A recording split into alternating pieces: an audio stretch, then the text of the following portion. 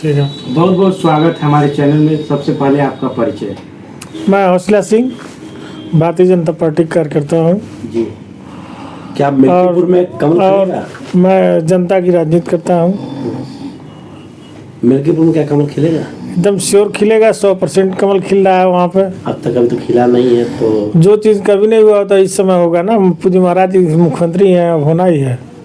विपक्ष की तो प्रतिष्ठा लगा के रखी है। प्रतिष्ठा तो सब पार्टियों का लगा रहता है। बसपा का भी प्रतिष्ठा लगा है, अपना दल का भी लगा है और पीस पार्टी का भी लगा है। तो जो लोग चुनाव लड़ते हैं वो प्रतिष्ठा लगा कर ही लड़ते हैं। लेकिन अब भारतीय जनता पार्टी का कैंडिडेट और पूज्य महाराज चुनाव तो महाराज प्रतिष्ठा नहीं लगा था वहाँ पे? लगा था। तो वहाँ विधानसभा का लोकसभा का चुनाव था। नहीं, उसके बाद विधानसभा भी होता। महाराज दोबारा का कर है, विधानसभा भी आ रहा था पिछली बार।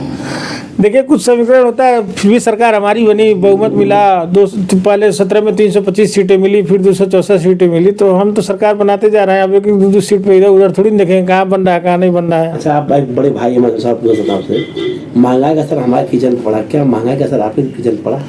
देखिए, महंगाई ऐसी चीज़ है जो सभी गरीब और अमीर सब पे पड़ता है। और आर्थिक व्यवस्था है उस पर कहीं न कहीं सभी लोग उससे परेशान भी रहते हैं, खुश भी रहते हैं। जो लाभ मिलता है उससे खुश रहते हैं, जिनको महंगाई का असर रहता है उनको दुख भी होता है। 2022 का बजट कहा गया था कि नौजवानों का है रोजगार मिलेगा। सारे नौजवान सड़क पर लाठी भी खाए। ऐसा नहीं है, रोजगार मिला है। आप देखिए, पहले मीडिया में है ये गलत विपक्ष की मीडिया की तरफ मत बात करिए। और आप खुद देखिए कि कितना ज्यादा जो है कि वो सरकारी नौकरियों की भर्ती का जो कार्ड बट रहा है। सड़क पे आ गया, दिल्ली लगा, पंजाब दौड़ते। देखिए, वो राजनीति को खत्म होने वाला नहीं, वो धरनाजीवी है। पंजाब का जो है वो न तो किसान पंजाब के हैं, न तो राजस्थान के, न तो उत्तर प्रदेश के हैं। वो कांग्रेस और समाजवादी पार्टी के पाले लोग हैं। वो कोई किसान नहीं है और वो बिना मतलब के लिए वो लोग धरना किए। जब चुनाव आ रहा है तो चुनाव के लिए देखिए, अभी पंजाब का चुनाव आएगा, दिल्ली का चुनाव हो रहा है। वो चुनाव से प्रभावित होकर के हमेशा वहाँ बैठ गए हैं। वो तनख्वाह और पेमेंट पे बैठे हुए लोग हैं। देखिए, जो लोग धर्म को मानते हैं वह हमेशा कुंभ पर विश्वास करेंगे और इन धार्मिक अनुष्ठानों पर करेंगे। जो अधर्मी है उन्हें किसी धर्म में किसी प्रकार का कोई सोच नहीं, बारे में चिंता करेंगे। आप किसी माइनॉरिटी के आदमी से, अल्पसंख्यक से, जिसका नाम इस्लामिक व्यक्ति से आप बात करेंगे हिंदू धर्म के बारे में, वो क्या बताएगा? शंकराचार्य जी बयान दिए हैं, क्या उससे आप संतुष्ट हैं? नहीं, मैं नहीं एकदम संतुष्ट हूँ। उनको जो है क्या जरूरत है इस तरह का राजनीतिक चर्चा? उनके कहने से अगर सरकार बनती तो एक बार सरकार बना के दिखा दें। वो कैसे हटा सकते हैं? उनको सरकार बनाने का अधिकार है और बिगाड़ने का अधिकार है। अगर उनको इतना उनकी जवान पक्की है तो एक बार किसी प्रदेश में सरकार बनवा दें। और यही बनारस में गणेश प्रतिमा स्थापना के लिए जो लाठी खाए थे उस समय का भी बयान देख लीजिए। वो सबके खिलाफ क्या बोल रहे थे जब पीटे गए थे तो। अच्छा, इस सरकार को दलितों पिछड़ों राजनीति, पीड़ित भी दलित पिछड़े ही है।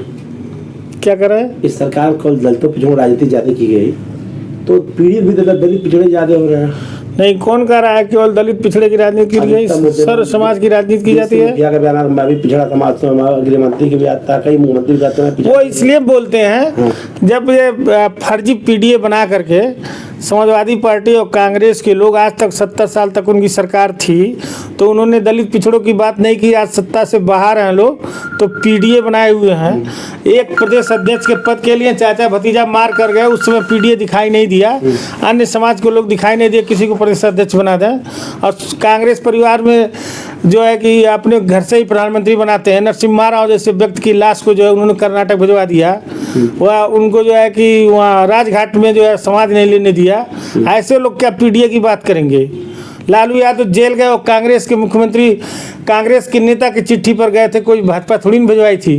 पीडीए की राजनीति बता रहे हैं। स्वाभाविक राजनीति है, इसी को तो राजनीति कहते हैं।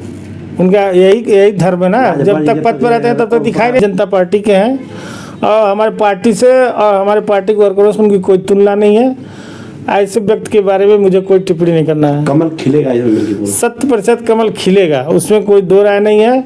अब पूज्य महाराज जी के योजना रचना और उनके विकास कार्यों के और जनता की सेवा को जनता सिर धर उठाएगी उसको।